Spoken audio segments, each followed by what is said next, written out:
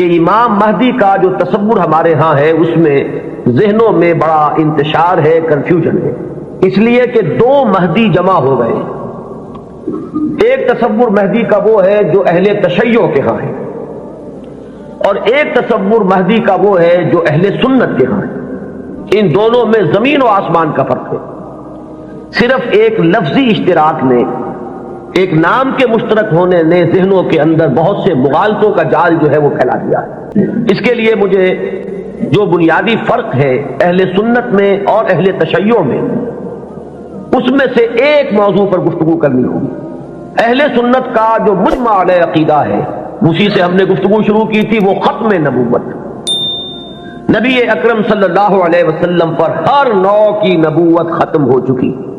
آپ کے بعد کوئی نبی نہیں ہے، نہ کوئی ذلی ہے، نہ بروزی ہے، نہ جزوی ہے، نہ کلی ہے، نہ صاحب شریعت ہے، نہ بغیر شریعت ہے، نہ صاحب کتاب ہے، نہ بغیر کتاب۔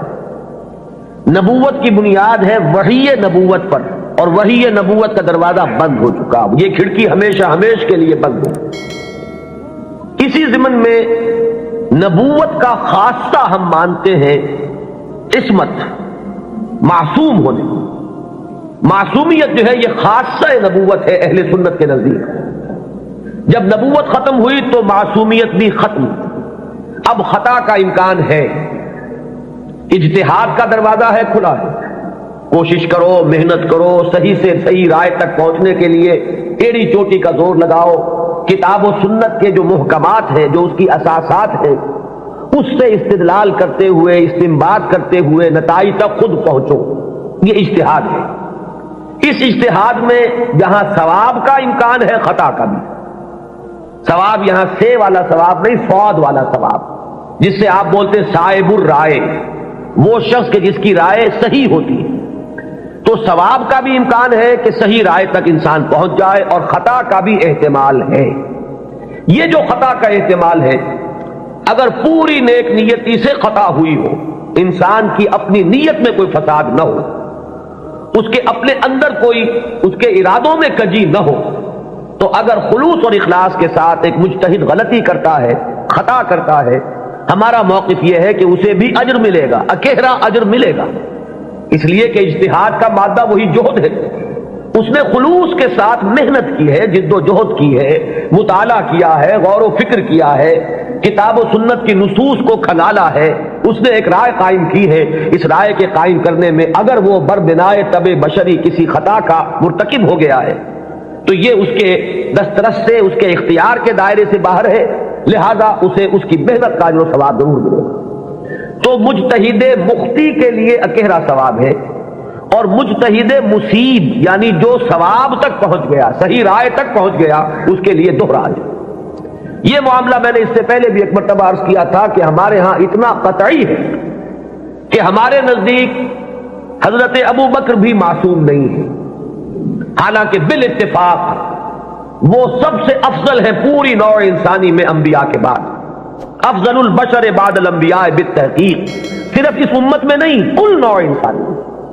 جیسے کہ محمد الرسول اللہ صلی اللہ علیہ وسلم تمام انبیاء سے، تمام رسولوں سے افضل ہے، اسی طرح آپ کی امت کے جو صدیق اکبر ہیں وہ تمام امتوں کے صدیقین سے افضل ہے، افضل البشر بعد الانبیاء بالتحقیق ابو بکر صدیق رضی اللہ تعالیٰ۔ اب آپ سوچئے، ہماری یہ رائے ہے، کسی کی ہو یا نہ ہو اس سے اس وقت سروکار نہیں ہے، ہماری یہ رائے ہے، اور پھر بھی ہم کہتے ہیں کہ ابو بکر بھی خطا سے محفوظ نہیں، معمول نہیں، ان سے بھی خطا کا امکان ہے، وہ معصوم نہیں ہے۔ عصمت جو ہے وہ خاصہ نبوت ہے، وہ محمد کے ساتھ ختم ہو گئی صلی اللہ علیہ وسلم۔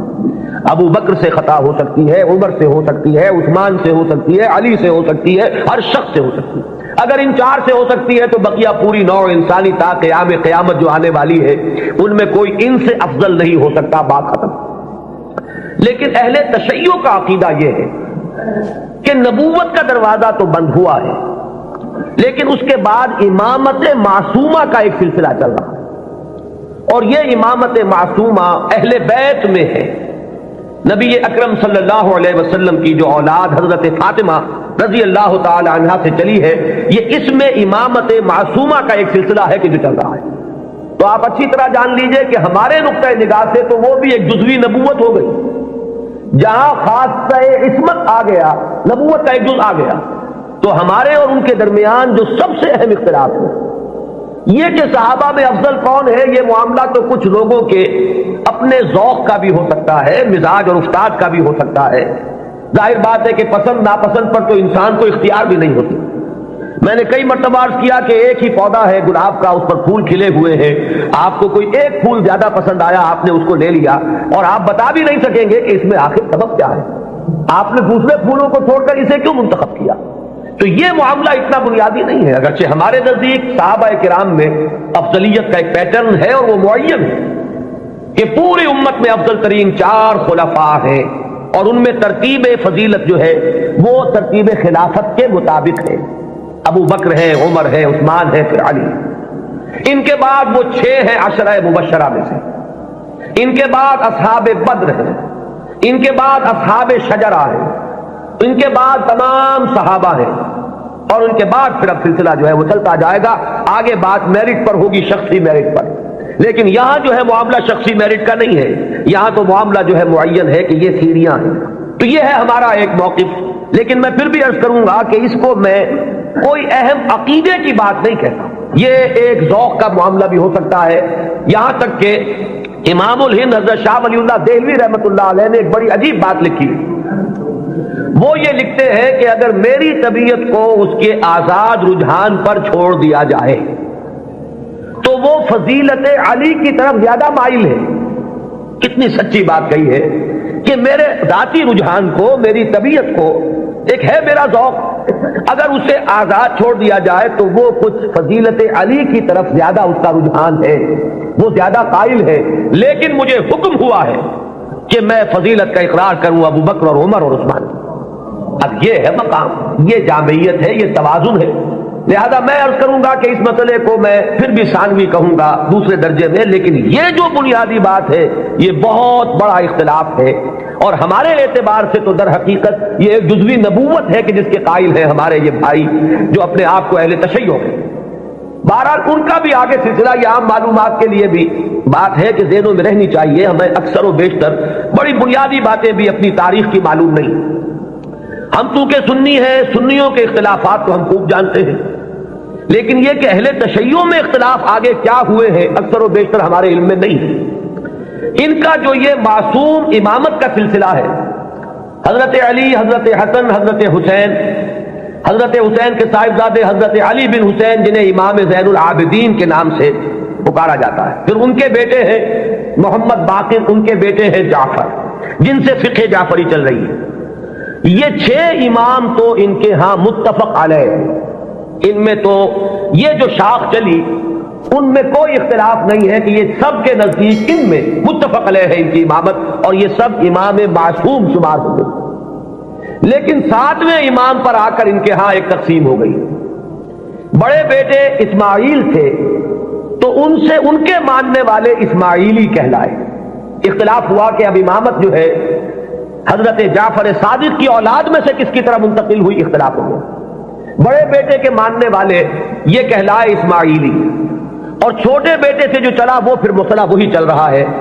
ان کے پھر مزید 6 امام ہیں، جن میں سے 11ویں امام جو ہے ان کے بارے میں ایک تو تاریخ کی روایت یہ ہے کہ وہ لا ولد فوت ہو گئے، اور ایک روایت جو اہل تشیع کے ہاں ہے وہ یہ ہے کہ ایک بچہ ان کے ہاں ہوا تھا جس کو انہوں نے اخفاء سے کہیں بھیج دیا باہر، اندیشہ یہ تھا کہ حکومت وقت اس کو قتل نہ کرا دے۔ وہ ہے ان کے تصور میں امام مہدی، وہ جن کو بچا لیا گیا تھا وہ کہیں کسی غار میں روپوش ہیں، اور وہیں ہیں، آخری زمانے کے قریب ان کا ظہور ہوگا، وہ زندہ ہے، غار میں موجود ہیں، ان کا ظہور ہوگا، وہ امام المہدی ہے۔ اور ان کے آنے کے بعد پھر یہ مسلک بھی ظاہر بات ہے کہ اسلام ان کے نزدیک تو وہی ہے جسے وہ اسلام کہہ رہے ہیں، یعنی شیعت جسے ہم کہتے ہیں، اس مسلک کی بھی فتح ہوگی، اور یہی اسلام جو ہے پھر پوری دنیا کے اوپر چھا جائے گا۔ انہیں قائم آل محمد بھی ان کے ہاں کہا جاتا ہے۔ تو یہ ہے تصور امامت کا اور امام مہدی کا شیعہ حضرات کے۔ کیونکہ درمیان میں نے بات آپ کو ایک بتائی تھی کہ 7ویں امام پر آ کر اختلاف ہوا ہے، تو جو بڑے بیٹے اسماعیل سے جو سلسلہ چلا وہ بھی کچھ عرصے کے بعد دو حصوں میں تقسیم ہو گیا۔ ان میں سے ایک حصہ ابھی چل رہا ہے کہ وہ امامت نسلاً بعد نسل چلی آ رہی ہے، وہ تو ہمارے ہاں کے یہ اسماعیلی ہے۔ یہ اسماعیلی اس وقت تو ان کے امام ہیں، آغا خان تھے، آغا خان کے پوتے اب ان کے امام ہیں، اب کریم آغا خان، یہ ان کے نزدیک امام معصوم ہیں، ان سے کسی خطا کا امکان ہی نہیں۔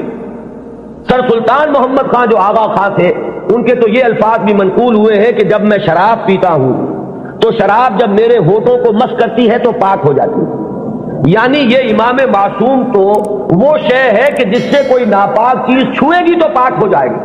جیسے وہ تصور ہے کہ ایک چیز، ایک پتھر کوئی ایسا بھی ہے کہ جس کو وہ چھو لے وہ سونا بن جاتا ہے، تو اسی طریقے سے یہ امامت معصومہ کیا ہے اس کا آپ تصور کیجئے۔ تو جو ایگزیکٹ لائن ہے امامت کی وہ تو در حقیقت ان کے ہاں ہے کہ وہ امامت معصومہ کا تصور جو ہے بغیر کسی سلسلے کے ٹوٹے ہوئے وہ چلا آ رہا ہے۔ ہمارے ہاں جن کو ہم آغا خانی کہتے ہیں، اسماعیلی کہتے ہیں، ان کے ہاں، ان کے ہاں دوسری شاخ وہ ہی تھی کہ اس میں بھی آگے چل کر امام غائب ہو گیا، وہ دوسرا امام ہے غائب۔ تو ایک امام غائب تو وہ ہے جنہیں امام المہدی کہا جاتا ہے، وہ ہمارے ہاں کے جو عام شیعہ حضرات ہیں جنہیں اثنا عشری شیعہ کہتے ہیں، یعنی 12 اماموں کے ماننے والے۔ ایک وہ جو شاخ اوپر والی ہے اس کو شش امامیہ کہتے ہیں، یعنی 6 اماموں تک تو متحد آئے، اس کے بعد 6 کے بعد 7ویں امام پر ایک شاخ نکل گئی، تو وہ شش امامیہ کہلاتے ہیں ان کے نزدیک، اور خود کو یہ کہتے ہیں اثنا عشری۔ لہذا کسی بھی شیعہ دوست سے اگر بات ہو، آپ شیعہ کہیں گے تو وہ کچھ برا مانے گا، چپ رہے، آپ سے احتجاج نہ کرے تو بات اور ہوگی، لیکن یہ کہ اگر آپ ان سے مہذب انداز میں سوال کرنا چاہیں تو آپ کا سوال یہ ہونا چاہیے کہ کیا آپ اثنا عشری ہیں؟ یہ لفظ وہ ہے جو خود اپنے لیے اختیار کرتے ہیں۔ لہذا وہ 12 اماموں والا سلسلہ کے 6 متفق علیہ، 5 بعد میں، اور جو 12ویں امام ہیں ان کے وہ عہد طفولیت ہی میں کہیں ان کو بھیج دیا گیا، کہیں حفاظت کے ساتھ، اور وہ کسی غار میں ابھی ہے اور وہ وہیں سے ظہور کریں گے۔ لہذا یہ جو اصل شیعت ہے ان کا امام غائب ہے اور یہ اس کے انتظار میں ہے کہ وہ آئیں۔ ایک حالت منتظرہ جو ہے اس شیعت پر یہ چلی آ رہی ہے۔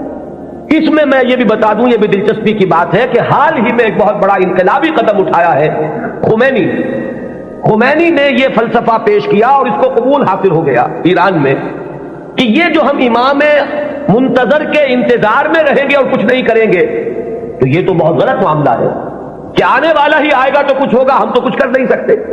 اس نے تو ہمارے اوپر تعطل طاری کر دیا ہے، ہم لوگ جو ہے بالکل ظالموں کے لیے اور غلط کار لوگوں کے لیے نرم چارہ بن گئے ہیں، جیسے چاہے وہ کریں، ہم تو ہاتھ نہیں پکڑ سکتے، اس لیے تو ہم تو منتظر ہیں کہ کوئی آنے والا آئے گا تو صورت بدلے گی۔ تو انہوں نے فلسفہ پیش کیا کہ جب تک وہ امام غائب ظاہر نہیں ہوتے، نائب امام کی حیثیت سے کوئی شخص وہ تمام اختیارات ہاتھ میں لے سکتا ہے جو اصل میں امام کے۔ لہذا امام خمینی جو ہے اس وقت نائب امام ہے، وہ امام جو غائب ہیں ان کے نائب کی حیثیت سے وہ سارے اختیارات اور حقوق جو امام کے ہیں وہ اب امام خمینی کے پاس ہے، اور اپنے کانسٹیٹیوشن میں انہوں نے اس کو ایک خاص اصطلاح دی ہے، یہ ہے ولایت فقیہ، کہ یہ وہ شخصیت ہے کہ جو بھی حکومت کا ڈھانچہ نیچے بنے گا، کوئی صدر منتخب ہو، کوئی وزیر اعظم منتخب ہو، پارلیمنٹ ہو، یہ سارا ڈھانچہ چلتا رہے گا، لیکن اوپر تلوار لٹکی رہے گی ولایت فقیہ کی کہ جس کو جس وقت چاہے وہ برطرف کر دے۔ یہی وجہ ہے کہ وہ ابو الحسن بنی صدر جو ہے وہ پیرس میں بیٹھے ہوئے ہیں، حالانکہ بہت بڑی اکثریت سے اس وقت ہمیں یہی بتایا گیا تھا واللہ عالم کہ بڑی عظیم اکثریت سے وہ صدر منتخب ہوئے تھے، لیکن بہرحال یہ تو نیچے کا ڈھانچہ ہے، اصل میں تو اوپر ولایت فقیہ ہے، اس کا اعتماد حاصل رہے گا تو کوئی شخص رہے گا، ورنہ نہیں۔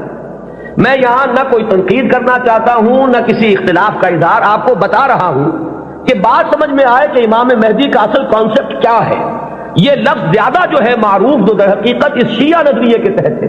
ابھی میں آپ کو بتاؤں گا کہ ہمارے ہاں تو جو روایات کسی قدر پائے کی ہے، کوئی ان کی حیثیت ہے، وہاں مہدی کا لفظ ہے ہی نہیں، کہیں بھی نہیں۔ اس اعتبار سے معاملہ بڑا مختلف ہے، کچھ خبریں ہیں ہمارے ہاں وہ میں بھی عرض کروں گا، لیکن امام مہدی کی اصل شخصیت، ان کے بارے میں سارے تصورات، ان کا وہ مقام اور مرتبہ، یہ ساری چیزیں جو ہمارے ہاں عام ہیں، یہ در حقیقت ہماری نہیں بلکہ اہل تشیع کی، وہ ہے تصور شیعہ حضرات کا جو ہمارے ہاں عام ہو گیا۔ اب آئیے جو ہمارا مسئلہ ہے، اہل سنت کے ہاں بھی یہ خبریں موجود ہیں، بلکہ میں اس کو شروع کروں گا ختم نبوت کے بعد وہ کیا اقدامات ہیں کہ جو اس امت میں اللہ تعالیٰ نے اپنی مشیت کاملہ کے تحت کیے ہیں کہ جن کے بارے میں میں اس وقت جرأت کر کے ایک لفظ استعمال کر رہا ہوں کہ جو نبوت کی قائم مقامی کی حیثیت اختیار کر لیتے ہیں، ان میں سب سے پہلا قدم تو میں تفصیل سے عرض کر چکا ہوں، قرآن کی حفاظت۔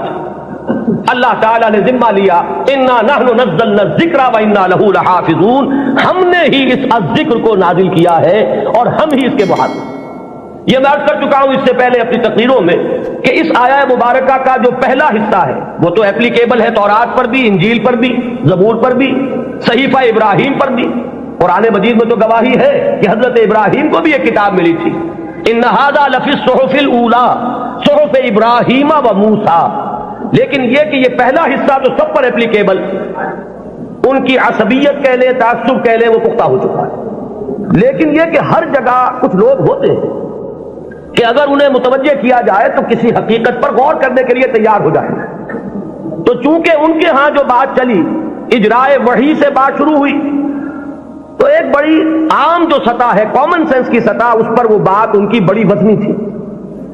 بات یہ تھی کہ جب نبوت کی اصل ضرورت ہے انسان کی ہدایت، تو انسان ختم نہیں ہوا، نبوت کیسے ختم ہو گئی؟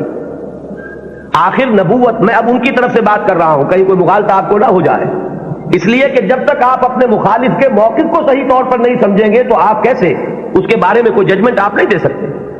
ان کی دلیل کیا ہے کہ نبوت کوئی ہابی تو نہیں تھی بعض اللہ کی، جب چاہا جاری رکھا، جب چاہا ختم کر دیا۔ یہاں ہر چیز جو ہے حکمت کے ساتھ ہے، کوئی مقصد ہے، کوئی غایت ہے، ربنا ما خلقت ھذا باطلا۔ تو نبوت کی اصل غرض و غایت نوع انسانی کی ہدایت یا اتمام حجت۔ اب وہ نوع انسانی ختم نہیں ہوئی تو نبوت کیسے ختم ہوگی؟ وحی کا دروازہ کیسے بند ہو گیا؟ یہ دلیل تھی جو کامن سینس کے لیول پر کافی اپیلنگ ہے، بات سمجھ میں آتی ہے۔ یہاں ہمیں سمجھنا ہوگا کہ جب ہم اس کے قائل ہیں کہ نبوت، وحی نبوت کا دروازہ بند ہو گیا، تو خلق کی ہدایت کی جو ضرورت ہے اس کو اب کن ذرائع سے پورا کیا گیا؟ ان چیزوں کو اگر سمجھ لیا جائے تو وہ دلیل کٹ جائے گی۔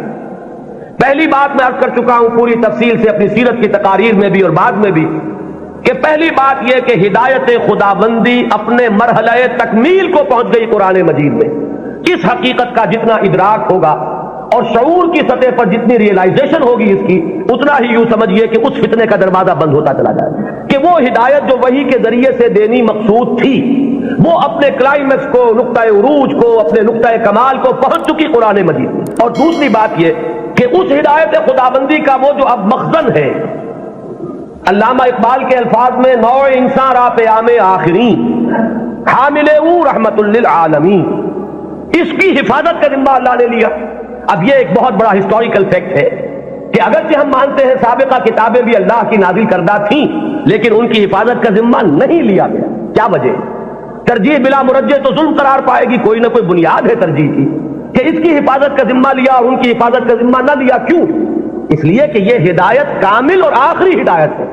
اگر یہ بھی گم ہو جائے تو پھر تو یا تو اس کھڑکی کو کھولیے، وہی نبوت کا دروازہ پھر کھلنا چاہیے، ورنہ یہ ہے کہ اگر یہ محفوظ ہے تو پھر کوئی منطقی ضرورت اور عقلی ضرورت اس کھڑکی کے کھولنے کی نہیں۔ تو پہلا انتظام جو اللہ نے کیا ختم نبوت کے بعد، جو ایک خلا پیدا ہوا ہدایت انسانی کے سلسلے میں، اس کے لیے پہلا انتظام قرآن مجید کی حفاظت۔ اب یہ کتاب محفوظ ہے تا قیام قیامت۔ اس کے معنی میں لوگ گھپلا کر لیں، اس کے ترجموں میں تحریف ہو جائے، الہاد ہو جائے، ادھر موڑ لیں ادھر تروڑ لیں، خود بدلتے نہیں قرآن کو بدل دیتے ہیں، ہوئے کس درجہ فقیہان حرم بے توفیق۔ لیکن یہ ترجموں میں ہو سکتا ہے، تفسیروں میں ہو سکتا ہے، متن میں ممکن نہیں ہے۔ وہ ٹیکسٹ جو ہے ہمیشہ ہمیشہ کے لیے محفوظ رہے گا۔ پہلا انتظام یہ۔ دوسرا انتظام جو ایک ضمانت دی ہے اللہ تعالیٰ نے اور جس کی خبر دی ہمیں محمد الرسول اللہ صلی اللہ علیہ وسلم، ضامن تو اللہ ہے لیکن اس کی خبر دینے والے اللہ کے رسول ہیں۔ آپ نے فرمایا، یہ دو اعتبارات سے احادیث آتی ہیں، متفق علیہ روایت ہے، لا یزال من امتی امت قائمۃ بامر اللہ لا یضرهم من خذلهم ولا من خالفهم۔ میری امت میں ہمیشہ ایک گروہ ایسا موجود رہے گا جو امر اللہ پر پورے طور پر قائم رہے گا، جازم رہے گا۔ نہ تو کوئی شخص جو ان سے روگردانی کرے گا، علیحدگی اختیار کرے گا، چھوڑ کر جائے گا، نہ تو وہ کوئی نقصان پہنچا سکے گا اس گروہ کو، اور نہ کوئی جو کھلم کھلا مخالف ہے وہ انہیں کوئی غضب پہنچا سکے گا۔ اور یہ معاملہ اسی طرح رہے گا یہاں تک کہ قیامت آ جائے۔ یہ دوسری ضمانت ہے کہ اس امت میں ایک گروہ ہمیشہ حق پر قائم رہے گا، اس لیے کہ ہدایت کا صرف نظری اعتبار سے کتاب میں محفوظ رکھنا کافی نہیں ہے۔ اگر یہ بات ہوتی تو پھر انبیاء کے آنے کی ضرورت نہیں تھی، اللہ تعالیٰ کسی اپنے غیبی طریقے سے کتابیں نازل کر دیتا۔ کتاب کے ساتھ کوئی شخصیت جو ہے موجود رہنی چاہیے، کوئی گروہ انسانی موجود رہنا چاہیے جو اس کتاب پر قائم ہو، جو اس کتاب کا عملی نمونہ پیش کر سکے۔ لہذا دوسری ضمانت یہ دی گئی، اور اس کی مختلف روایات اور بھی آتی ہیں، لا تزال فی امتی طائفۃ قائمین علی الحق، میری امت میں لازماً ایک گروہ ہمیشہ ایسا رہے گا جو حق پر قائم رہے گا، ایسی جماعت سے کبھی بھی دنیا بالکل خالی نہیں ہوگی۔ یہ ضمانت میں پھر عرض کر رہا ہوں کس کی ہے؟ اللہ کی۔ یہ در حقیقت اسی ضرورت کو پوری کرنے کا اہتمام ہو رہا ہے جو ختم نبوت کے بعد جو بھی خلا پیدا ہوا ہدایت انسانی کے اعتبار سے، اس کا جو پر کیا جانا ہے وہ ان چیزوں کو۔ یہی بات آپ کو ملے گی منفی اسلوب میں بھی، یہ تو مثبت ہے۔ منفی طور پر حضور نے فرمایا کہ میری امت کبھی گمراہی پر جمع نہیں ہوگی، لا تجمع امتی علی الضلالہ۔ اگر تو کبھی ایسا ہو جائے پوری امت محمد صلی اللہ علیہ وسلم گمراہی پر جمع ہو جائے تو نفی ہو جائے گی اس قول کی کہ میری امت میں ہمیشہ ایک گروہ حق پر قائم رہے گا، قائمین علی الحق۔ تو بات ایک ہی ہے، ایک اس کا مثبت انداز ہے اور ایک اس کا منفی پہلو ہے کہ لا تجمع امتی علی الضلالہ، میری امت کبھی بھی گمراہی پر جمع نہیں۔ اسی ضمن میں ایک تیسری جو ضمانت دی ہے وہ ضمانت وہ ہے جسے ہم مجددین امت کے نام سے جانتے ہیں۔ ایک سلسلہ مجددین ہے جس کی خبر دی گئی ہے کہ ان اللہ یبعث فی هذه الامہ علی راس کل 100 عام من یجدد لها دینها۔ اللہ تعالیٰ نے خاص اہتمام فرمایا ہے کہ اس دین پر اگر کچھ اور بیرونی اثرات آتے چلے گئے، کچھ پردے پڑتے چلے گئے، کچھ گردہ ادھر ادھر سے آ کے جمع ہو گیا، کچھ بدعات کا طومار آ گیا، کوئی غلط نظریات جو ہے انہوں نے آ کر تسلط حاصل کر لیا، تو ہر 100 سال کے بعد ہر صدی کے سرے پر اللہ تعالیٰ ایک ایسی شخصیت کو اٹھائے گا کہ جو اس پورے دین کو اثر نو بالکل خالص شکل میں پیش کر دے گا۔ سارا ادھر ادھر کا گند جو آیا تھا اس کو دھو دے گا، سارے جو اضافے ہوئے تھے اس سے اس کو پاک کر دے گا، جو بھی عجمی یا جو غیر اسلامی تصورات آئے ہوئے ہوں گے انہیں دھو دے گا، جو رسوم کے اندر اور مراسم کے اندر جتنے بھی نئی بدعات جاری کی گئی ہوں گی ان سے بھی بالکل نکھار کر جو اصل ہے چہرہ اس دین حق کا، دین محمدی علیہ صاحب صلاۃ والسلام کا، اسے نکھار کر اصل صورت اس کی پھر واضح کر دے گا۔ یہ ہے جنہیں ہم مجددین امت کہتے ہیں۔ اور یہ جان لیجئے کہ اس کا اگرچہ جن لوگوں کو ہم نے قرار دیا ہے کہ وہ اس امت کے مجددین ہیں، ہمارے ہاں نہ مجدد معصوم ہے۔ اب اختلاف رکھیے، یہاں پر فرض ذہن میں رکھیے، میں نے تو آپ کو بتایا کہ مجدد کہاں ہے، حضرت ابو بکر سے بڑھ کر تو کوئی افضل نہیں، لیکن وہ بھی معصوم نہیں ہے۔ وہ سلسلہ امامت کا کانسیپٹ بالکل جدا ہے، اس کی بنیاد جدا، اس کا تصور جدا، اس کے ساتھ جتنے بھی معاملات جو ہیں متعلق ہیں وہ سب بالکل مختلف ہیں۔ اور یہ جو سلسلہ مجددین امت ہے یہ کانسیپٹ کے اعتبار سے بنیادی طور پر مختلف ہے۔ کوئی ہمارا ہندوانہ پس منظر ہے جو اثر انداز ہو رہا ہے، کوئی مغربی تہذیب نے آ کر کوئی اپنا غازہ مل دیا ہے، ان سب کو ہٹا کر وہ دین کی اور شرع مبین کی جو اصل اور صاف صورت ہے اس کو اثر نو اجاگر کر دو، یہ ہے کار تجدید۔ ہم نے کوشش کی ہے اور اس میں اختلاف ہو سکتا ہے کہ ایک گروہ جو ہے وہ کسی کو مجدد سمجھ رہا ہو، ایک گروہ کسی اور کو مجدد سمجھ رہا ہو۔ جیسے جیسے زمانہ آگے چلتا ہے ماضی کے بارے میں تو رائیں کچھ نہ کچھ ایک جیسی ہوتی چلی جاتی ہیں، لیکن یہ کہ ہم اصل لوگوں میں ہمیشہ اختلاف رہے گا۔ گروہ رہیں گے وہ سمجھیں گے کہ شاید یہ مجدد ہیں، ان کی خدمات ایسی ہیں کہ دین کی اصل شکل کو انہوں نے واضح کیا ہے، اور اوہام اور رسومات کا جو اس کے اوپر طومار آ گیا تھا اس سے انہوں نے پاک کیا ہے۔ تو کوئی کسی کو مجدد مان لے، کوئی کسی کو مجدد مان لے، یہ کوئی عقیدے کا مسئلہ نہیں، کسی کے مجدد ماننے سے کوئی فرق واقع نہیں ہوتا۔ چنانچہ اس صدی میں 14ویں صدی میں یہ معاملہ دیکھیے کہ اگرچہ امت تو ہے، کہاں آپ چلے جائیے انڈونیشیا اور ملائیشیا سے موریتانیہ تک، میں نے کئی مرتبہ عرض کیا یہ تو سالڈ علاقہ ہے نا امت مسلمہ کا۔ کہیں ٹھیک ہے وہ اس طرح سے آزاد اور خود مختار نہیں ہے جیسے ہندوستان میں ہے، لیکن امت محمد تو موجود ہے۔ اور جو ان آفیشل ایسٹیمیٹس ہیں اس کے اعتبار سے اس وقت بھارت میں 15 کروڑ مسلمان ہیں، 12 کروڑ سے کم تو کسی نے نہیں مانا۔ جو بڑے بڑے سنجیدہ لوگ ہیں جو کسی طرح کے مبالغے اور کسی قسم کی سیاسی کوئی مبالغے کے اندر آنے والے نہیں ہیں، انہوں نے بھی کہا کہ 12 کروڑ سے تو کوئی سوال ہی نہیں ہے کہ مسلمان کم ہو، البتہ یہ کہ لوگوں کا اندازہ 15 کروڑ تک جا رہا ہے۔ تو امت وہاں سے وہاں تک پھیلی ہوئی ہے۔ اب ان میں کتنے مجددین پیدا ہوئے ہوں گے، کتنے خادمین دین پیدا ہوئے ہوں گے، کتنے لوگوں نے محنتیں کی ہوں گی۔ ایک ہی وقت میں وہاں حسن بننا ہے مصر میں، یہاں مولانا مودودی بھی ہیں، یہاں مولانا الیاس صاحب بھی ہیں، یہاں مولانا اشرف علی تھانوی بھی ہیں، یہاں مولانا رشید احمد گنگوہی بھی ہیں، اور بھی بہت سے لوگ ہیں جن کے بارے میں کسی کو کسی کے بارے میں، کسی کو کسی کے بارے میں خیال ہو سکتا ہے۔ یہ تو در حقیقت فیصلہ ہوا کرتا ہے 2-3 صدیوں کے بعد، پھر جا کر زیادہ انسان آبجیکٹیولی اندازہ کر سکتا ہے کہ کس کی کیا کنٹریبیوشن ہے۔ وہ وقتی قسم کے جو تصورات ہوتے ہیں، کچھ عصبیتیں ہوتی ہیں، کچھ تعصبات ہوتے ہیں، کچھ گروہی قسم کے اثرات ذہنوں پر ہوتے ہیں، تو وقتی طور پر تو فیصلہ کرنا بہت مشکل ہوتا ہے، یہ بعد میں آتا ہے۔ یہی وجہ ہے کہ ابتدائی مجددین کے بارے میں تو ہمارے ہاں تقریباً کنسنسس ہے، اتفاق رائے ہے کہ فلاں مجدد فلاں مجدد فلاں مجدد فلاں مجدد، آگے چل کر تو اختلاف ہو جائے گا۔ ہمارے ہاں جو بریلوی بھائی ہمارے ہیں وہ مولانا احمد رضا خان بریلوی کو اس دور کا مجدد کہتے ہیں۔ دیوبندی حضرات میں بھی میں نے 2 گروہ پائے ہیں، ایک وہ جو مولانا رشید احمد گنگوہی کو اس صدی کا مجدد سمجھتے ہیں، اور ایک جو مولانا اشرف علی تھانوی کو اس صدی کا مجدد سمجھتے ہیں۔ اور مولانا اشرف علی تھانوی صاحب کے معتقدین کا عالم تو یہ ہے کہ مولانا عبد الباری ندوی جیسا شخص، بڑی اونچی علمی شخصیت ہے ہندوستان کی، انہوں نے جو کتاب لکھی ہے ان کی سوانح پر، اس کا نام ہے جامع المجددین۔ صرف مجدد نہیں، تمام مجددین کے اوصاف ان میں جمع ہو گئے۔ بہرحال یہ محبت اور عقیدت، کسی سے تعلق خاطر، یہ اس کے اثرات ہیں کہ جو فوری طور پر ہوتے ہیں۔ اسی طریقے سے چاہے مودودی صاحب نے ہرگز اس کا دعویٰ نہیں کیا، میں خود گواہ ہوں اس کا، میں ان کے ساتھ رہا ہوں، لیکن ہو سکتا ہے اور میں سمجھتا ہوں کہ بہت سے ان کے ماننے والوں کے ذہن میں ہے یہ بات کہ اس صدی کے اصل مجدد وہ تھے۔ یا مولانا الیاس صاحب رحمۃ اللہ علیہ کے بارے میں تو میں یہ ان کے عقیدت مندوں میں اس سے بہت آگے بات سمجھتا ہوں۔ وہ تو چونکہ کچھ روحانیت کا میدان بھی ہے تبلیغی جماعت میں، تو وہاں جو غلو ہے عقیدت کا وہ تو اس سے کہیں بڑھ کر ہے۔ تو یہ ساری چیزیں میں صرف اس لیے عرض کر رہا ہوں کہ اس میں کسی گھبرانے کی بات نہیں ہے، اس لیے کہ مجددیت جو ہے ہمارے ہاں کوئی ایسا منصب نہیں ہے کہ جس کو ماننے یا نہ ماننے سے کوئی ہمارے ایمان و اسلام میں فرق آتا ہو۔ اگر غلام احمد قادیانی کو صرف مجدد مانا گیا ہوتا کبھی تکفیر نہ ہوتا۔ اب ہمارے یہ لاہوری بھائی جو ہیں جب اپنے مدافعت پہ آتے ہیں تو وہ کہتے ہیں کہ ہم تو صرف مجدد مانتے ہیں۔ ایک زمانے میں میں اسی وجہ سے اس بات کا قائل رہا کہ قادیانیوں کی تکفیر تو درست ہے، لیکن ان کے بارے میں ہمیں توقف کرنا چاہیے، اس لیے کہ یہ تو نبی نہیں مان رہے۔ لیکن ثابت یہ ہوا ہے کہ اس شخص نے نبوت کا دعویٰ کیا۔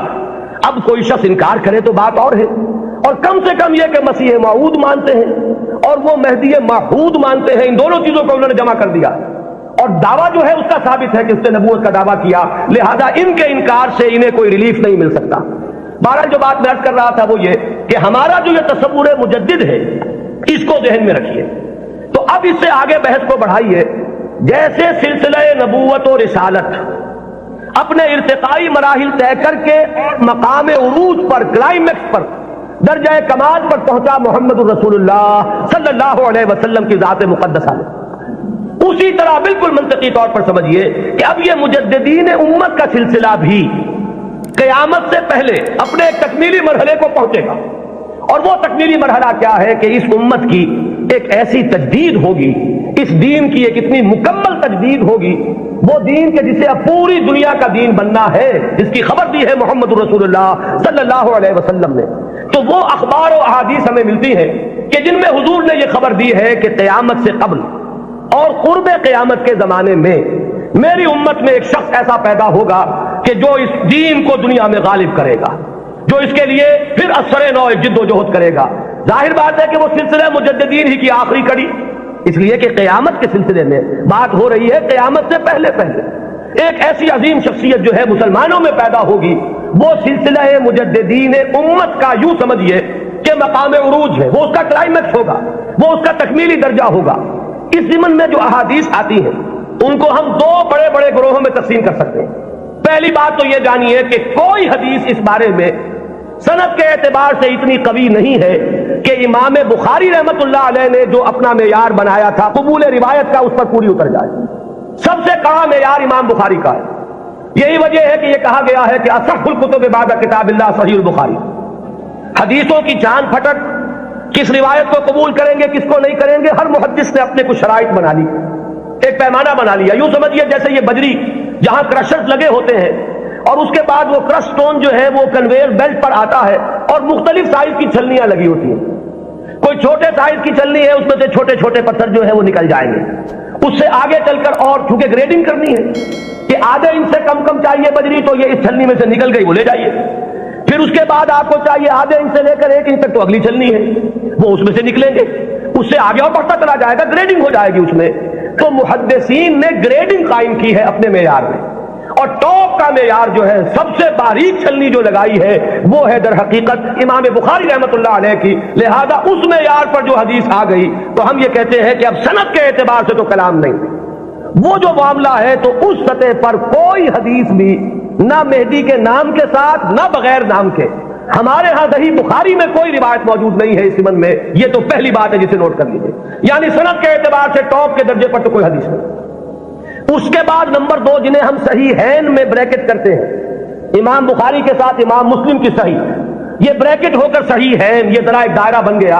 امام مسلم کے شرائط بھی تقریباً وہی ہیں اگرچہ تھوڑے سے کم، اس پر ایک روایت آئی صرف، اور اس روایت میں کہیں مہدی کا نام نہیں ہے، صرف اتنی خبر ہے کہ آخری زمانے میں قیامت سے قبل اللہ تعالیٰ ایک ایسی شخصیت کو ظاہر کرے گا، اور خاص طور پر اس کا جو ذکر ہے وہ یہ ہے کہ اس وقت زمانے میں اتنی خوشحالی ہو جائے گی، مسلمانوں کے ہاں اتنی دولت جمع ہوگی کہ وہ لبیں بھر بھر کر لوگوں کو تقسیم کرے گا اور دولت ختم نہیں ہوگی۔ یہ ایک عمومی خوشحالی کا، جیسے خلافت راشدہ کے بارے میں ہم کہتے ہیں کہ لوگ اپنی زکوٰۃ اور صدقات لے کر گھومتے تھے اور کوئی لینے والا نہیں تھا، تو اسی طرح کی برکات کا کوئی ظہور ہونے والا ہے، صرف اس کی خبر دی ہے حضور نے، اور وہ ایک عظیم شخصیت کے ذریعے سے ہوگا، اس میں کسی کا ذکر نہیں ہے، نام کیا ہوگا، اس کے والد کا نام کیا ہوگا، وہ کس قبیلے سے ہوگا، وہ کس نسل سے ہوگا، کسی کا کوئی ذکر نہیں۔ تو صحیحین کا تو معاملہ یہ ہے کہ صحیح بخاری میں سرے سے کوئی روایت نہیں، موضوع ہی موجود نہیں، جبکہ یہاں کنٹراسٹ کے لیے میں آپ کو بتا دوں، میں نے جو تقریریں کی ہیں حضرت عیسیٰ کے نزول کے بارے میں علیہ الصلوۃ والسلام، وہ روایات جو ہیں وہ صحیحین کی ہیں، وہ متفق علیہ ہے، وہ بخاری میں بھی ہے، مسلم میں بھی ہے، لہذا زمین و آسمان کا فرق ہے۔ ان دونوں کو ہمارے ذہنوں میں عام طور پر جو بھی تصورات سنی سنائی باتوں سے ہمارے ذہنوں میں بن گئے ہیں، تو تقریباً ان دونوں کو ہم وزن ہم نے کیا ہوا ہے، بہت فرق ہے۔ حضرت مسیح علیہ السلام کے نزول کی خبریں اور اس کی پیشین گوئیاں اور اس کی احادیث بہت قوی ہیں صنعت کے اعتبار سے، اکثر و بیشتر روایات اس میں وہ ہے کہ جو متفق علیہ ہے، کہ صحیح بخاری میں بھی ہے، صحیح مسلم میں بھی، جبکہ یہ جو تصور ہے ایک کانسیپٹ جو ہے امام المہدی کا، وہ میں بتا چکا ہوں اصلاً تو یہ ایک شیعی کانسیپٹ ہے، وہ سارے تصورات جو اس کے ساتھ ہیں وہ اہل تشیع کے، لیکن ہمارے ہاں اگر کوئی تصور ہے تو وہ تصور اول تو سند کے اعتبار سے اتنا قوی ہے ہی نہیں کہ شرائط بخاری پر پورا اترے، وہ تو بات نیچے آ گئی۔ اس سے نیچے جو روایت ملی صحیحین میں صرف ایک امام مسلم لائے ہیں، اور اس میں نہ کسی نام کا ذکر ہے، نہ تفصیلات ہیں، نہ کسی نسل کا ذکر ہے، کس قبیلے سے ہوگا، بس ایک عظیم شخصیت کا ظہور ہوگا۔ تو اس کو تو یوں سمجھیے کہ وہی سلسلہ مجددیت کا یہ نقطہ عروج ہے، یہ اس کا تکمیلی مرحلہ ہے۔ البتہ جب ہم صحیحین سے نیچے اترتے ہیں تو اب بہت سی احادیث ملتی ہیں، ان احادیث کو بھی آپ 2 خانوں میں اپنے ذہن میں رکھ لیجئے۔ ایک تو وہ احادیث ہے کہ جن میں ان کا نام مہدی مذکور ہے، اور اس سے بھی بہتر اور قوی تر احادیث وہ ہے کہ جن میں نام نہیں ہے۔ پھر ان میں ایک اور فرق ہے، کہیں تو یہ بتایا گیا کہ وہ خاندان فاطمہ سے ہوگا رضی اللہ تعالی عنہا، میری عطرت سے، اہل بیت سے، من ولد فاطمہ کے الفاظ بھی بعض روایات میں، بعض روایات وہ ہیں کہ جن میں فرمایا گیا ہے کہ بنو عباس میں سے ہوگا، بعض روایات میں یہ کہ قرشی ہوگا، بعض روایات میں نام ایک اور بھی آیا حارث نام ہوگا، بعض روایات میں نام آیا ہے کہ اس کا نام میرا ہی ہوگا، محمد صلی اللہ علیہ وسلم۔ ہم یہ ان کے اعتبار سے، آنے والے کے نام کے اعتبار سے نہیں کہہ رہے، صلی اللہ علیہ وسلم ہم نے حضور کے نام کی مناسبت سے کہا۔ تو میرا نام ہوگا، اس کے والد کا نام بھی میرے ہی والد کے نام پر ہوگا، یعنی وہ بھی محمد ابن عبداللہ ہوگا۔ اور یہاں میں آپ کو ایک بات بتا دوں کہ یہ جو ابھی 2 سال قبل یا شاید اب تیسرا سال ہے، جو حادثہ ہوا تھا حرمین میں اور مسجد الحرام پر کچھ لوگوں نے قبضہ کیا تھا، مقابلہ ہوا، میں اس کی تفصیل میں نہیں جانا چاہتا کہ اس کے اسباب کیا تھے اور کیا ان لوگوں کا اصل موقف تھا، وہ کیا کرنا چاہتے تھے، لیکن وہاں بھی ایک شخص نے اپنے مہدی ہونے کا اعلان کیا، اور وہ محمد ابن عبداللہ ہی تھا، اس کا نام بھی محمد اور اس کے والد کا نام بھی عبداللہ، قحطانی ہے وہ، اور وہ عرب تو ہے، لیکن یہ کہ بہرحال اب جو بھی ان کے بارے میں معلوم نہیں ہے کہ آیا جو لوگ موقع پر قتل ہو گئے وہاں ان میں وہ ہے یا نہیں، پھر یہ کہ جو لوگ بعد میں پکڑ کر قتل کیے گئے ہیں سزا کے طور پر ان میں وہ ہے یا نہیں، کچھ پتہ نہیں۔ جو ان کا سب سے بڑا سرغنہ تھا اس کو تو بہرحال قتل کر دیا گیا ہے، لیکن جو اصل سرغنہ تھا وہ نہیں ہے، جس نے کہ دعویٰ کیا تھا کہ یہ مہدی ہے، جن کے بارے میں لوگوں نے کہا کہ ان سے بیعت کرو، یہ مہدی ہے۔ تو وہ بہرحال ایک صرف میں نے برسبیل تذکرہ بات کہی ہے کہ وہ جو فرمایا گیا کہ نام میرے نام پر ہوگا اور والد کا نام بھی میرے والد کے نام پر ہوگا، یہ بھی بعض روایات میں ہے، لیکن یہ تمام روایات جو ہے جیسا کہ میں نے عرض کیا کہ ان میں سے بہت ایک تو تعارض ہے، اختلاف ہے، تفصیلات میں بہت فرق و تفاوت ہے، تو اس سے بہرحال جہاں تک حدیث کے متن پر جرح کے لیے اور غور و فکر کے جو اصول بنے ہیں، حدیث پر جو غور و فکر ہوا ہے وہ دو اعتبارات ہیں، سند پر یا متن پر۔ سند میں تو ہم یہ دیکھیں گے کس نے کس سے سنا، کس نے کس سے سنا، اس نے کس سے سنا، اس نے کس سے سنا، یہ چین متصل ہے یا کہیں ٹوٹتی ہے، دو کڑیاں آپس میں ملی ہوئی ہے کہ نہیں۔ پھر ہر کڑی کے بارے میں دیکھیں گے یہ فاسق تو نہیں تھا، اس کے بارے میں کوئی جھوٹ کی گواہی تو نہیں ملی تھی کہ جھوٹ بھی بول دیتا تھا۔ تو یہ سارا معاملہ تو ہے سند کا کہ جتنے بھی راوی ہیں متصل ہو روایت کا سلسلہ نمبر ایک، اور جو راوی ہیں وہ سب کے سب ثقہ ہو، قابل اعتماد ہو، نیک لوگ ہو، یہ گفتگو تو ہے سند پر۔ جو محدثین نے اکثر و بیشتر کام اسی پر کیا ہے، وہ متن پر زیادہ زور نہیں دیتے، وہ تو سند دیکھتے ہیں۔ بات آ رہی ہے کس سلسلے سے؟ ایک ہوتا ہے کسی حدیث کے مضمون پر غور کر کے اور پھر یہ دیکھا جائے کہ اس میں کیا ہے، کوئی چیز ایسی تو نہیں جو خلاف عقل ہو، کوئی چیز ایسی تو نہیں جو کتاب و سنت کی دوسری منسوخ چیزوں کے خلاف ہو، بالکل واضح طور پر کوئی چیز مخالفت کر رہی ہو قرآن اور حدیث کی۔ اور اسی میں ایک اصول یہ بھی تھا کہ ہمارے ہاں جو اختلافات ہوئے بعد میں سیاسی اور اس کی وجہ سے گروہ بندیاں ہوئی ہیں، تو کچھ حدیثیں یا کچھ روایتیں جو بنائی گئی اس دور میں، ان میں کچھ نام داخل کر دیے گئے۔ بنو عباس کو اپنے سپورٹرز درکار تھے، تو انہوں نے کچھ ایسی حدیثوں کے اندر کوئی اہتمام، اور یہ ضروری نہیں کہ بنو عباس نے کیا ہو، یہ آپ کو معلوم ہے کہ بادشاہ سے بڑھ کر بادشاہ کے وفادار ہر دنیا میں موجود رہے، تو ان کے حواریین نے ان کی خوشنودی حاصل کرنے کے لیے کچھ حدیثیں گھڑ دی ہوں کہ بنو عباس میں سے ہوگا ایک خلیفہ مہدی، اور اسے تو بڑا انعام پھر ملا ہوگا جس نے آ کر وہ روایت سنائی ہو۔ تو یہ ہوتے ہیں وہ محرکات جو وقتی طور پر اختلافات کی بنیاد پر جو روایتیں گھڑی گئی ہیں ان میں چھان پھٹک کرتے ہیں ان اصولوں پر۔ چنانچہ یہاں تک روایت کے الفاظ ملتے ہیں کہ وہ جو مہدی جب آئے گا تو اس کے جھنڈے کالے رنگ کے ہوں گے اور وہ خراسان سے آئے گا۔ اب ابو مسلم خراسانی آیا تھا جس نے بنو امیہ کی حکومت کا تختہ الٹا اور بنو عباس کی حکومت قائم کی۔ ظاہر بات ہے کہ یہ روایت خود بول رہی ہے کہ یہ بنو عباس کے خوشامدیوں نے بنو عباس کو خوش کرنے کے لیے یہ کوئی روایت گھڑی ہے، اور چونکہ یہ درجہ ثالث درجہ چہارم کی روایات ہے لہذا ہمیں ان کے متن پر گفتگو کرنے کا حق حاصل ہے۔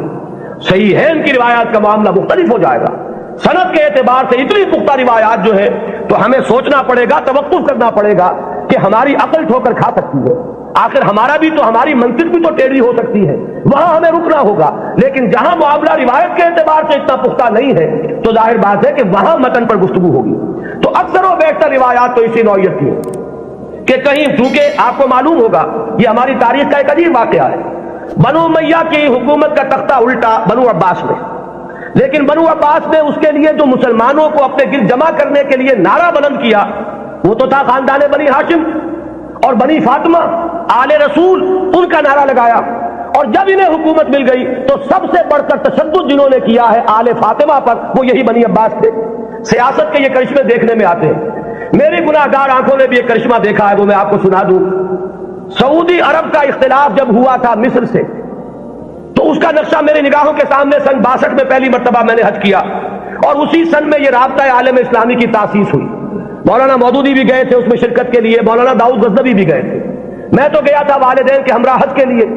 وہاں مولانا داؤد غزنوی نے یہ کہا کہ تم میرے سیکریٹری بن جاؤ، کیونکہ ہر مندوب جو آیا اس کے ساتھ تو سیکریٹری بھی ہے، تو مجھے اور کیا چاہیے تھا، اندھا کیا چاہے دو آنکھیں، کہ میں اس پورے اجلاس کو ان کے سیکریٹری کی حیثیت سے اٹینڈ کر سکوں۔ تو میں نے وہ پورا نقشہ دیکھا۔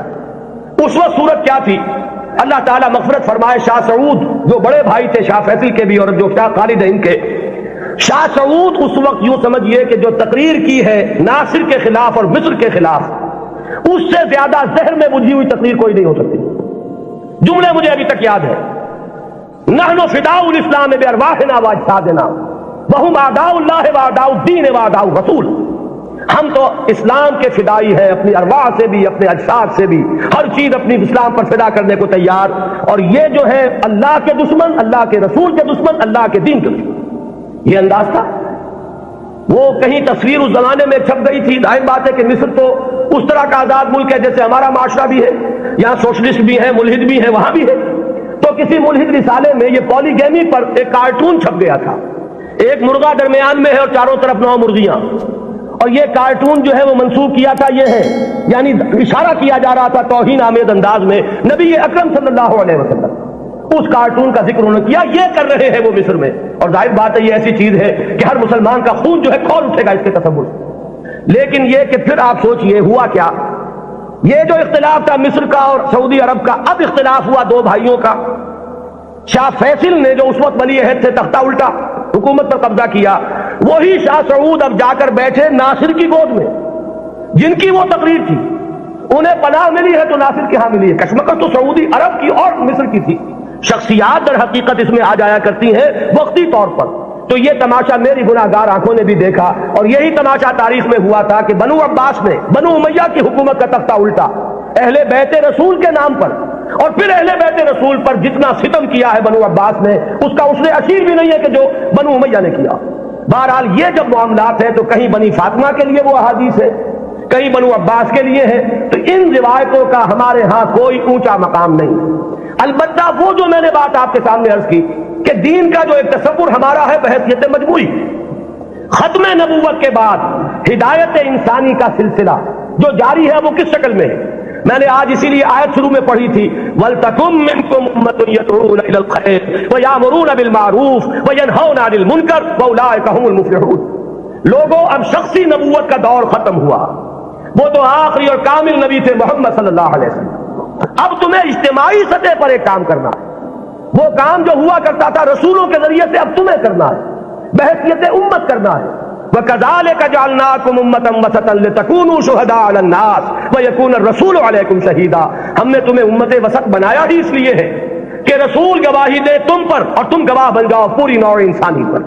یہی ہے فطرت کے مطابق، عقل کے مطابق، منطق کے مطابق کہ وہ جو سلسلہ ختم ہوا رسالت کا اور نبوت کا، در حقیقت اس کی جگہ اب اس امت نے لی ہے۔ اب یہ کلیکٹیو رسپانسبلٹی ہے پوری امت کی، اور امت بحیثیت مجموعی کنتم خیر امت اخرجت للناس تأمرون بالمعروف وتنہون عن المنکر وتؤمنون باللہ۔ اور اگر پوری امت سو جائے، پوری امت کو اپنی ذمہ داری کا احساس نہ رہے، پوری امت جو ہے کہیں گم ہو جائے، اپنا قافلہ جو ہے وہ راستہ بھول چکا ہو، تب کیا کریں؟ وَلْتَكُن مِّنكُمْ أُمَّةٌ يَدْعُونَ إِلَى الْخَيْرِ۔ تم میں سے ایک گروہ تو رہنا ہی چاہیے، ایک جماعت تو ایسی ہونی ہی چاہیے، کچھ لوگ تو رہے کہ دنیا جب دنیا کی طرف دوڑ رہی ہو تو وہ دین کے لیے اپنے آپ کو وقف کر دیں، جب باقی لوگوں کی ایمبیشنز اور حوصلے اور ولولے ہوں دنیا کمانے کے، وہ ہر چیز کو تج کر صرف اللہ کے دین کی خدمت کا بیڑا اٹھا دیں۔ تو ایک گروہ، ایک جماعت تو رہنی ہی چاہیے۔ وَلْتَكُن مِّنكُمْ أُمَّةٌ يَدْعُونَ إِلَى الْخَيْرِ وَيَأْمُرُونَ بِالْمَعْرُوفِ وَيَنْهَوْنَ عَنِ الْمُنكَرِ وَأُولَٰئِكَ هُمُ الْمُفْلِحُونَ۔ اور جان لو کہ اصل فلاح کے حقدار وہی ہوں گے، انہی کو فلاح مل کر رہے گی۔ یہ ہے وہ قرآنی ہدایت جس کا اب میں نے جو بتایا آپ کو احادیث کے ذیل میں، تو پہلی بات تو یہ کہ قرآن کی حفاظت وہ قرآن سے ثابت، احادیث سے ثابت۔ دوسری بات یہ کہ ایسے گروہ کا رہنا، اس کی ضمانت احادیث نے دے دی۔ لا تزال فی امتی طائفۃ قائمین علی الحق، میری امت میں ایک گروہ ہمیشہ رہے گا۔ اور یہ جان لیجئے یہ بھی ایک دلچسپ مسئلہ ہے، جو جماعتیں بنتی ہیں، جو گروہ اٹھتے ہیں اس کام کے لیے، ظاہر بات ہے وہ کسی شخصیت کے سہارے پر اٹھتے ہیں، یہ آپ کو اچھا لگے یا برا لگے۔ کچھ لوگ زیادہ آئیڈیالسٹ ہوتے ہیں، وہ شخصیت نہیں بلکہ زیادہ جو ہے وہ اجتماعیت میں بلیو کرنے والے ہیں۔ ان حضرات کی توجہ کے لیے کہہ رہا ہوں کہ کام ہمیشہ جب بھی آپ دیکھیں گے کسی شخص سے شروع ہوا ہے، کوئی شخص جس کا کہ ذکر میں ابھی کر چکا کہ ان اللہ یبعث فی ہذہ الامہ علی راس کل مئۃ عام من یبعث لہا دینہا، کوئی نہ کوئی شخص اٹھتا رہے گا کہ جو دین کو تمام جو باہر سے آئے ہوئے اثرات ہیں ان سے دھو کر اس کی صحیح شکل میں لوگ دنیا کے سامنے لے آئے گا۔ اب ظاہر بات ہے کہ وہ اکیلا تو نہیں ہوگا، اسی کی دعوت پر کچھ لوگ جمع ہوں گے، وہ پکارے گا من انصاری اللہ، میں یہ کام کا بیڑا اٹھا رہا ہوں، کون ہے جو میری مدد کرے؟ وہ جماعت وجود میں آئے گی، وہ ہے جماعت وَلْتَكُن مِّنكُمْ أُمَّةٌ يَدْعُونَ إِلَى الْخَيْرِ یا لَا تَزَالُ فِي أُمَّتِي طَائِفَةٌ قَائِمِينَ عَلَى الْحَقِّ، وہ جماعت ہوگی۔ اس کے بعد ہوتا کیا ہے حادثہ، یہ بھی جان لیجئے، یہ بھی بہت مرتبہ ریپیٹ ہو چکا ہے۔ وہ جو گروہ، وہ جماعت جب ذرا آگے بات چلتی ہے تو وہ شخصیت جو ہے وہ بت بن جاتا ہے، اس کی محبت جو ہے وہ عقیدت میں بدل جاتی ہے، عقیدت شخصیت پرستی کا روپ دھارتی ہے۔ پھر اس کے ارد گرد اس کا نام لے کر جو لوگ اٹھتے ہیں وہ اپنی دنیا کو کمانے کا ذریعہ اس شخص کو بناتے ہیں، اس کا نام بیچتے ہیں، اس کی محبت بیچتے ہیں، وہ جو اقبال نے کہا یہی شیخ حرم ہے جو چرا کر بیچ کھاتا ہے، یہی ہے گلی میں بوزرو دلتے ویسو چادر زہرا. یہ جو لوگ بیچتے ہیں تو اپنے مصلحت کے لیے بیچتے ہیں، اس شخصیت کے لیے نہیں. اس نے ایک کام کیا، مسلمانوں کے دلوں کا وہ تارا بن گئی، آنکھوں کا تارا بن گئی وہ شخصیت. ظاہر بات ہے محبت پیدا ہوتی ہے. یہ بھی احادیث ملتی ہے کہ اللہ تعالیٰ جب کسی انسان سے، بندے سے محبت کرتا ہے تو وہ فرشتوں سے کہتا ہے میں فلاں بندے سے محبت کرتا ہوں، تم بھی محبت کرو. اس کے بعد اس کی محبت جو ہے خلق خدا کے دل میں ڈال دی جاتی ہے. بہت سے لوگ جانتے بھی نہیں کہ ہم اس سے کیوں محبت کرتے ہیں. محبت کرتے ہیں اس لیے کہ یہ خدائی تدابیر میں سے ہے. اب اس محبت کو کچھ لوگ ایکسپلائٹ کرنے والے آتے ہیں جو اپنی دنیا بناتے ہیں اس محبت کو بیچ کر. اس کے حوالے سے، اس کے ذریعے سے معلوم ہوا کہ اب وہ جماعت جو ایک دور میں کھڑی ہوئی تھی دین کی تجدید کے لیے، وہ خود ایک فرقہ بن کر اور ایک فتنہ بن کر ایک گمراہی کا ذریعہ بن جائے. پھر اٹھاتا ہے اللہ کسی اور کو، اس لیے کہ سلسلہ تو چلنا ہے. نبوت ختم ہو چکی ہے، دین کی ہدایت کے اس پورے سلسلے کو تو برقرار رکھنا ہے تا قیام قیامت. پھر اللہ کا کوئی بندہ اٹھتا ہے، پھر وہ نعرہ لگاتا ہے، پھر کچھ لوگ جمع ہوتے ہیں، کچھ عرصے تک وہ جماعت رہتے ہیں، پھر وہ جماعت بھی پھر وہ گلتی ہے اور سڑتی ہے، اور اس کے اندر پھر وہی فرقے بندی پیدا ہوتی ہے. وہ ایک فرقے کا روپ دھار لیتی ہے اور اس میں پھر شخصیتیں جو ہے بت بن کر پوجنے لگتی ہیں. پھر اللہ کسی کو اٹھاتا ہے. یہی پروسیس ہے جو عقلاً ممکن ہے، یہی پروسیس ہے جو منطقی طور پر ممکن ہے، اور یہی ہم تاریخ میں دیکھ رہے ہیں کہ ہر گروہ جو ہے وہ اٹھا ہے اور وہ تجدید دین اور خدمت دین کے داعیے سے اٹھا اور انہوں نے کام کیا، اس میں کوئی شک نہیں. ایک وقت میں دین کی صحیح تصویر لوگوں کے سامنے رکھی، وہ خدمتیں کر کے چلے گئے، بعد میں ان کے نام پجنے لگے اور وہ پھر عقیدے بن گئے. آج ہمارے ہاں جو مزاروں کی پرستش ہو رہی ہے تو یہ یہی تو ہے. جنہوں نے فاقوں پر فاقے کاٹے تھے، جن کے فاقے ضرب المثل ہیں، آج ان کی قبروں کے طفیل جو ہے عیاشیاں ہو رہی ہیں. آج لوگ جو ہے انہوں نے اپنی دنیا کمانے کا ذریعہ اس کو بنایا ہوا ہے. تو یہ وہی پروسیس ہے جو بہت زیادہ میگنیفائڈ فارم میں اور بڑی گھناؤنی صورت میں ہمارے سامنے موجود ہے. ہوتا یہی ہے. تو فرمایا کہ ایسا ہوتا رہے گا، قافلہ چلتا رہے گا. قرآن ہے، یہ قلعہ تو گڑا ہوا ہے، اس میں تو کہیں ادھر سے ادھر ہونے کا سوال ہی نہیں. یہ تو قائم و دائم ہے، اس کی حفاظت کا ذمہ لیا ہے. اس کے بعد ایک امت ایک گروہ بھی موجود رہے گی، اس کی بھی ضمانت ہے.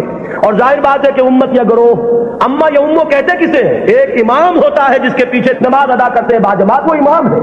اور امت کا لفظ بنا امام سے، اما یا امو سے لفظ امت بنا.